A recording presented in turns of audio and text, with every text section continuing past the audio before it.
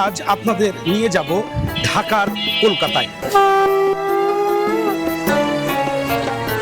আপনার অনেক পুরানো 56 বছর আগের দোকান। 56 বছর আগে এখানে সর্বপ্রথম যে দোকানটি হয়েছিল সেটি আছে এখানে। সেইটাই আমার এটা।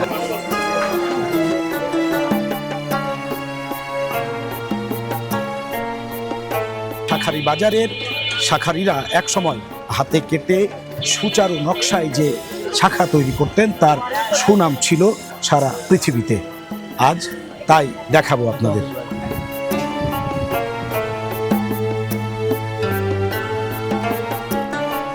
ওই সময় যদি 47 না হতো তাইলে আমরা আমাদের এই পুরো যে ঢাকাটা পাটাডুইটারি আমাদের পুরো থাকতো।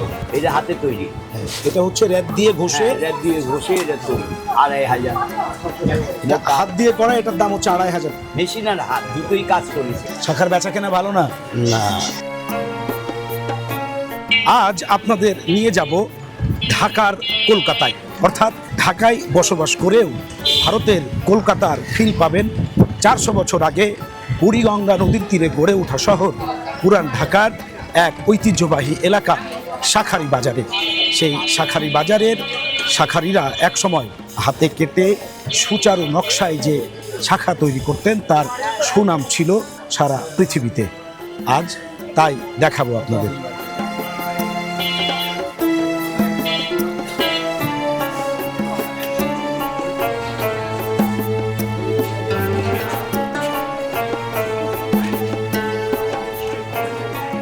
আমি রিক্সা থেকে নেমে পড়ি পুরান ঢাকার আদালত চত্বরের সামনে। পায়ে হেঁটে সামনের দিকে এগিয়ে যেতে থাকি শাঁখারী বাজারের দিকে। আদালত চত্বর থেকে মাত্র 200 গজ সামনের দিকে হেঁটে গেলেই চোখে পড়বে সোনালী রঙের দারুণ নকশা খচিত নান্দনিক এক মন্দির। শাঁখারী বাজারের রাস্তার প্রবেশ পথের শুরুতে এই মন্দিরটিতে সব সময় চলে পুজো অর্চনা ও প্রার্থনা।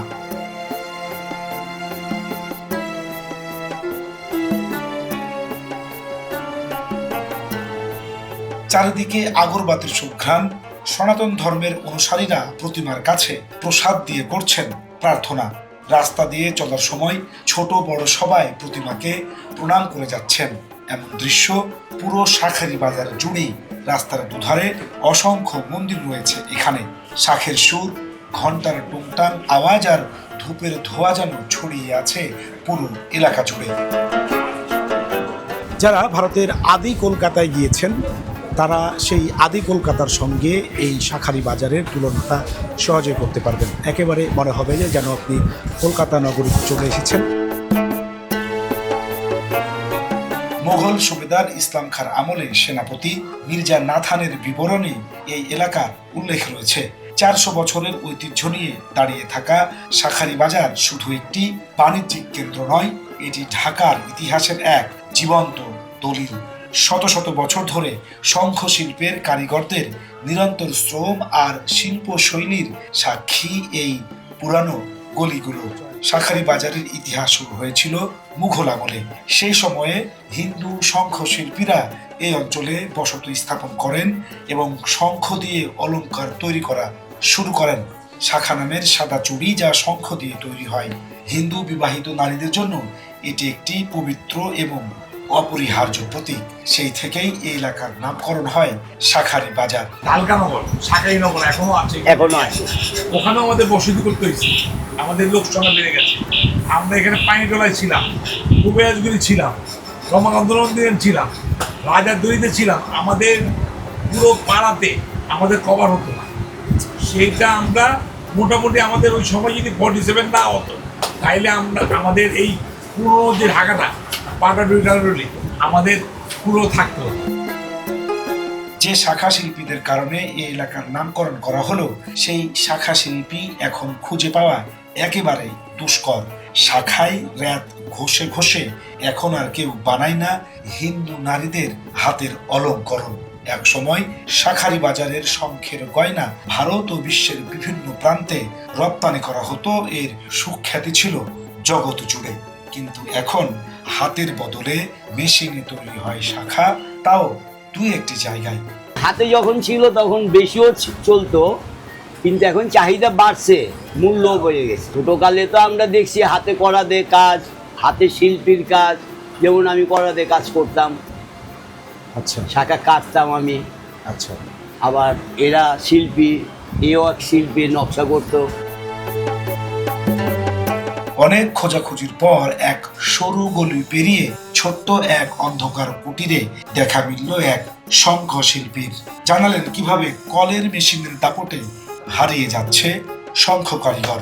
আগে রেত দিয়ে আমরা রেত নিজেরা ধার দিয়ে শাখা ডিজাইন করতাম, ঘষা টোলা করে হাতে ঘষা টোলা করে তারপর আমরা ডিজাইন অপশন করি, কাজ করি। আচ্ছা। আর এখন বেশি প্রযুক্তি আসার পরের থেকে আমাদের রেতের কাজটাও উঠে গেছে। আগে শ্রীলঙ্কা থেকে শঙ্খ আসতো বাংলাদেশে। সমুদ্রের সেই শঙ্খকে হাতে কেটে রাতে ঘষে দক্ষ শিল্পীরা তৈরি করতেন হাতের শাখা। সেই বাজার এখন দখল করেছে ভারত। এই মুহূর্তে শ্রীলঙ্কার যে কোয়ালিটি হয়ে গেছে সেটা ইন্ডিয়ার সাথে পাচ্ছে না, ইন্ডিয়া কোয়ালিটির সাথে পাচ্ছে না, তাই আমাদের ইন্ডিয়াতেই আমাদের বেটার হচ্ছে। এটা হাতে তৈরি। এটা হচ্ছে রেত দিয়ে ঘষে। এখনো যেসব দোকানে হাতে বানানো দুই একটি শাখা বিক্রি হয়, কারো কাজ দেখলেই তা মনটা জুড়িয়ে যায়। শঙ্খের উপর করা নিপুণ কারুকাজ, সুন্দর ডিজাইন আর নান্দনিক আলপনার কারণে এর কদর ছিল বিশ্বব্যাপী। এখনো আদি পদ্ধতিতে হাতে বানানো শাখার দামটাই বেশি। এতে সময় ও খরচ দুটোই বেড়ে যায়, যে কারণে ব্যবসায়ীরা এখন আর শাখা হাতে বানিয়ে বিক্রি করতে চান না। এখন যে আধুনিক নকশা চাচ্ছে, যে এই নকশার মধ্যে একটা কারিগর এই রেত দিয়ে ঘষে সে যে কাজ করে, সে সারাদিনে 4-5 জনের বেশি কাজ করতে পারবে না। 2500। এটা হাত দিয়ে করা, এটার দাম হচ্ছে 2500 টাকা। মোটার কারণে। আচ্ছা। আবার যেমন এটার দাম, এটা মেশিনে করেছে, এটা কিন্তু চিকন, হয়তো 1800-2000 টাকা। চিকন, এটার সাথে এটা পার্থক্য হলো 3 পিস, এটা 2 পিস, এটা 3 পিস, মানে চিবিয়া পড়ছে। এটা হাতে তৈরি। এটা হচ্ছে রেত দিয়ে ঘষে। রেত দিয়ে ঘষে এটা তৈরি। এই বর্তমানে। আচ্ছা, এটা নকশার নাম কি? এটা নকশার নাম শাপলা, শাপলা আর শঙ্খ। শাপলা আর শঙ্খ। এটা বানাইতে একটা কারিগরের হাতে ঘষে কতক্ষণ সময় লাগবে? এটা ঘন্টা 1.5 ঘন্টা। আচ্ছা, তো সেক্ষেত্রে এই যে হাতে বানানো এটা যদি মানে ফিনিশিংটা যদি আর মেশিনে আসে, হ্যাঁ, তাহলে 8 ঘন্টায় হয়ে যাবে। পৈতৃক সূত্রে পাওয়া প্রবীণ এই ব্যবসায়ী বলছেন, এক সময় শাখার ব্যবসা করতেন তিনি। বিভিন্ন কারণে পেশা বদল করে এখন তিনি পুজো অর্চনার উপকরণের ব্যবসা করেন। ব্যবসা বদলের কারণ বেশ কষ্ট নিয়েই জানালেন তিনি।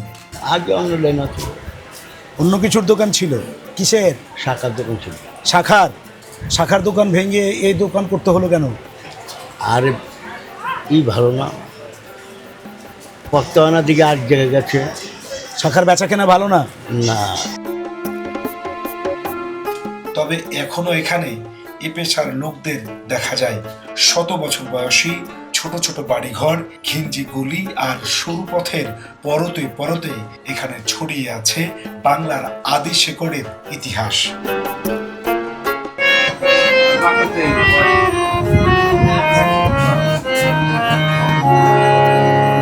এখানে 100 বছর ধরে টিকে আছে বাদ্যযন্ত্রের দোকান।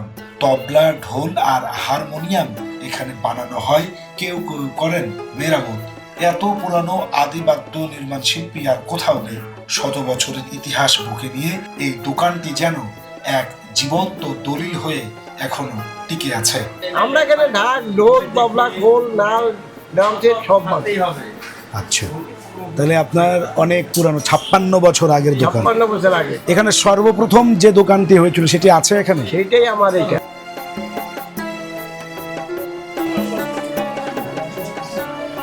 পুরো শাঁখারি বাজার যেন হিন্দু ধর্মের একখণ্ড উপাসনালয়। চারিদিকে বিক্রি হচ্ছে প্রতিমা, চলছে প্রতিমার অঙ্গসজ্জার কাজ। তেমনি এক চিকন সরু গলি পেরিয়ে দেখা মিলল এক অঙ্গসজ্জা শিল্পীর। একেবারে অন্ধকারে বসে নিপুণ হাতের ছোঁয়ায় প্রতিমার রূপদান করে চলেছেন তিনি। এই মূর্তিগুলো তো অনেক সময় বেহাল ভাবে আসে, হ্যাঁ, কারণ দূরের থেকে আসে তো অনেক সময় দেখা যায় রং উঠে যায় বা রং চটে যায়। ওগুলোকে আবার নতুন করে রিপেয়ার করে ওগুলোতে চোখ ফুটিয়ে সুন্দর করে আলপনা করে তারপর আবার দোকানদারের কাছে দেওয়া।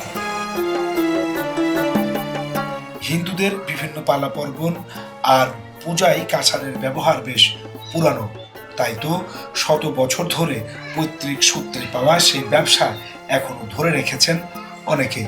শাঁখারী বাজার তো হিন্দুস্তান বলতে গেলেই চলে।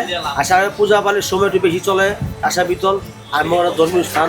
এখানে সবসময় সব কাস্টমার বিভিন্ন দেশের থেকে আসে, দেখে এটা শুরু করে দেখে থেকে আশা বিতল নিয়ে যায়।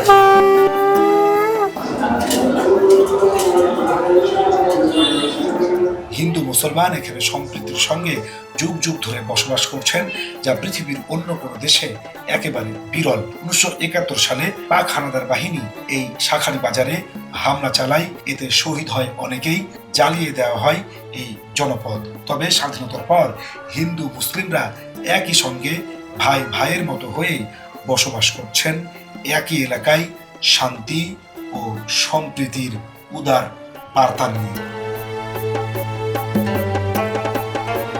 এই শাঁখারী বাজারে কিন্তু অসংখ্য মুসলমান সম্প্রদায়ের মানুষও বসবাস করেন, আশেপাশে কিন্তু অসংখ্য ইসলাম ধর্মের অনুসারীরাও রয়েছেন।